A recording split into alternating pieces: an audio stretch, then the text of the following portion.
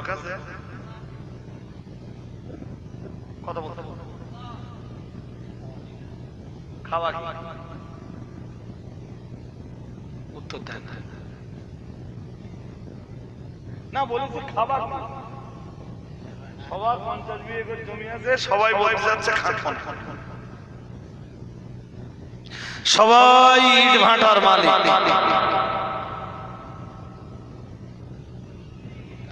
ইট কাটার লোককে কথা বলে ঘর বাদ বাকি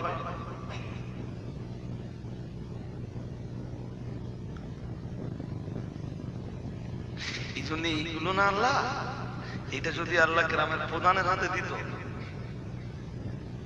গ্রামের মেম্বার বা অঞ্চল প্রধানের হাতে দিত, অঞ্চল প্রধান যদি বলতো এ লোক বিমান চালাবে, আর আমার যদি বলতো তুই ভ্যান চালাবে, এমনি মারপিট পেতে যেত। বাইকের দিকে দেখলে হবে না, আমার কথা শুনতে হবে। এই জন্য আল্লাহ এটা কারোর হাতে না দিয়ে নিজের কুদরতি কবজায় রেখে দিয়েছেন। আর বলেছেন সূরা আলে ইমরান 26 নম্বর আয়াত, আল্লাহ বলেন কুলিল্লাহুম্মা মালিকাল মুলক তুতিল মুলকা মান তাশা ওয়া তানসিউল মুলকা মিম্মান তাশা ওয়া তুইজ্জু মান তাশা ওয়া তুযিল্লু মান তাশা বিয়াদিকাল খায়র ইন্নাকা আলা কুল্লি শাইইন কাদির।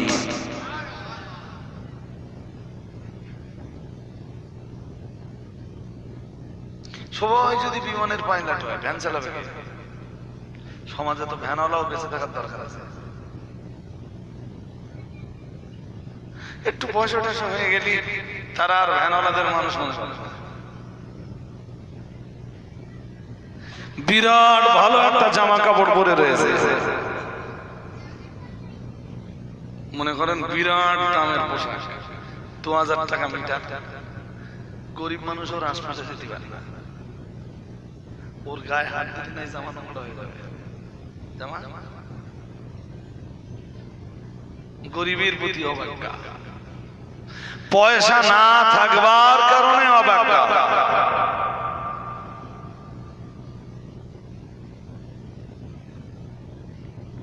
কোরআনে আল্লাহ নিষেধ করতেছেন 26 পারা সূরা হুজুরাত, খেয়াল করুন আবার, ইয়া আইয়ুহাল্লাযীনা আমানু, হে দুনিয়ার ঈমানওয়ালা মানুষের দল, আমি আল্লাহ পাক রব্বুল আলামিন বলছি, লা ইয়াসকার কওমুম মিন কওমিন আসা ইয়াকুনু খায়রাম মিনহুম। মহান আল্লাহ জানিয়েছেন, হে দুনিয়ার ঈমানওয়ালা মানুষের দল, তোমরা একজন অন্যজনকে অবজ্ঞা করবা না, একটা সম্প্রদায় অন্য সম্প্রদায়কে অবজ্ঞা করবা না। আমার জন্ম গাজী বংশে, আমি সর্দার বংশের মানুষকে অবজ্ঞা করতে পারবো?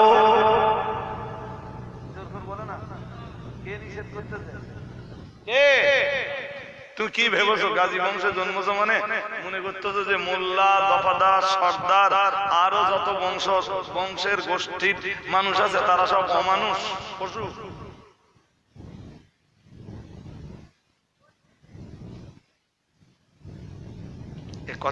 কথা শুনতে পাচ্ছেন?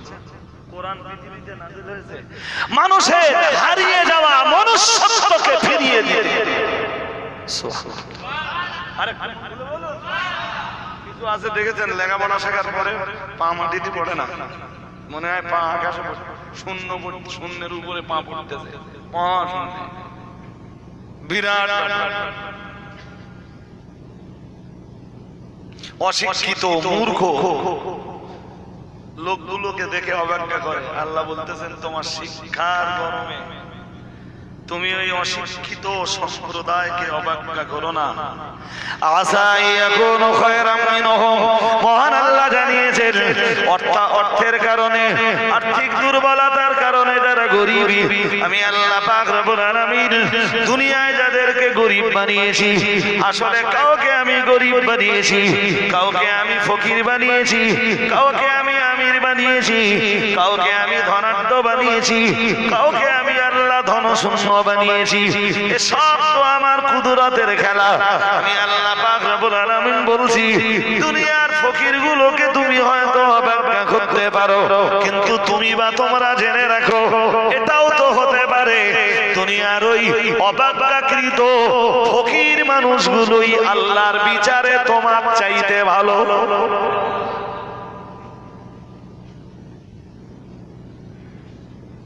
শুনছেন?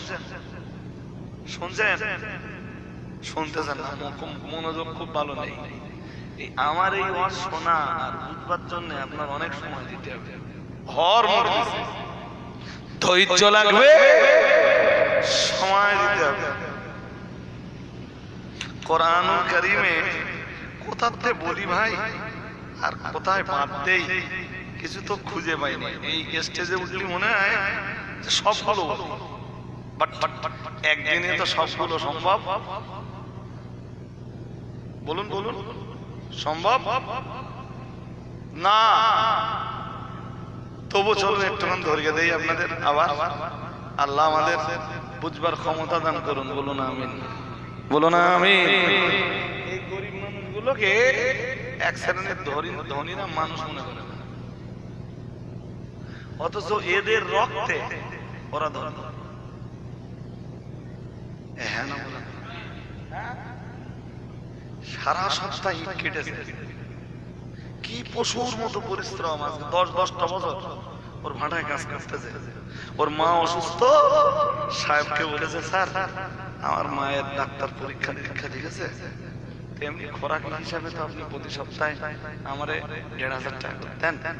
এ সপ্তাহটায় আমি টোটালে 5,000 টাকা চাচ্ছি স্যার, যদি না দেন আমার মায়ের আমি ট্রিটমেন্ট করাতে পারবো না।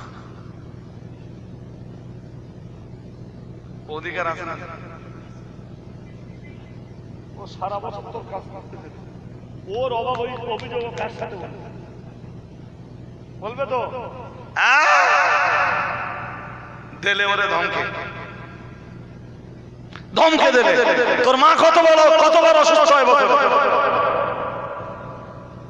সত্যি সত্যি ওর মায়ের শরীর খারাপ, দেয় 1,500 টাকা করে, তার 300 টাকা কেটে নেয়, হাতে দিলে 1200 টাকা।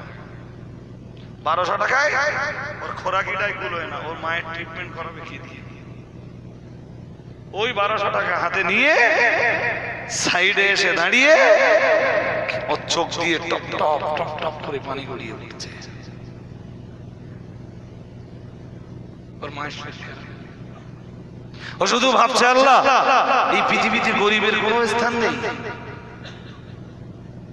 আল্লাহ পৃথিবীতে গরিবের কোনো স্থান নেই। আল্লাহ তুমি এরপরেও তুমি যাতে রাজি, আমি তাতে রাজি। তুমি আমাকে গরিব বানিয়েছো আল্লাহ, এতে আমি খুশি। কিন্তু আল্লাহ গরিব বলে আমরা এতটা অবাজ্ঞার পাত্র, এতটা অসম্মানের পাত্র। একটা কথা মনে রাখবেন,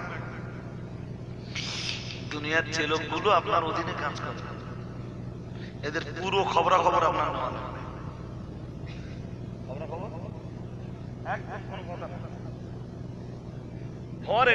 ধরুন আপনি 10টা ছেলে, আপনার বাড়ি 12-14টা মেশিন আছে। কিসের মেশিন বলুন তো? সেলাই মেশিন, বুঝতেছেন? সেলাই মেশিন আছে, 12-14টা ছেলে আপনার বাড়ি সেলাই মেশিন কাজ করে। ওদের থেকে আপনার একটা উপার্জন হয়তো, হ্যাঁ না কিছু বলেন, হয়তো না হয় না, আপনি নিজেও মেশিন ঠেলতেছেন, তাতে একটা পয়সা হচ্ছে। আর আপনি কলকাতা থেকে কাপড় আনতেছেন, ওদেরকে কাজ করাচ্ছেন, ওদের পয়সা আপনি ঠিক মতো দিচ্ছেন, কোনো সমস্যা নেই। এরপরে ওদের সংসারের খোঁজ খবর আপনার নেওয়া লাগবে। যদি না নেয় ওরা আল্লাহর আদালতে ছাড়া পাবে না। কালকে বলবেন যে এই কথা রজব আলী সাহেব বলে গেছে, এই কথা রজব আলী সাহেব না, এই কথা কোরআনের। কিসের? ছোট ভাই রাস্তার দিকে দেখলে হবে না, রাস্তাতে তো লোকজন যাবে। আমার এই কথা দেমাগে ভালো করে দিতে হবে। আমার এই কথা কোথাকার?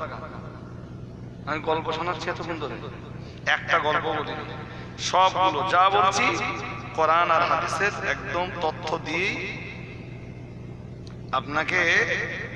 আপনাকে কথাগুলো শোনাচ্ছি। সূরা নিসা আয়াত নাম্বার 36। কত? জোর করে বলেন। আয়াত নাম্বার কত? 36 নম্বর আয়াতে যা আছে, এর আগে বোধহয় দুই একটা মজলিসে আমি শুধু আয়াত নাম্বার 36 নিয়ে আলোচনা করেছি, বাট সূরা নিসা 36 নম্বর আয়াতে একদিনে আলোচনা করে শেষ করা যাবে। ও আল্লাহ ওই আয়াত শুরু করেছেন আল্লাহর ইবাদত দিয়ে। প্রথম বিধান বান্দার জন্য, তুই আল্লাহর ইবাদত করবি। সুবহানাল্লাহ। এরপরই বলতেছেন যে আল্লাহর ইবাদত করবি, ওই আল্লাহর সাথে শরীক করবি না। যে আল্লাহর ইবাদত করবি সেই আল্লাহর সাথে, কারণ আমরা যে আল্লাহর ইবাদত করি ওই আল্লাহ শিরক মুক্ত, ওই আল্লাহর কোনো পার্টনার নেই।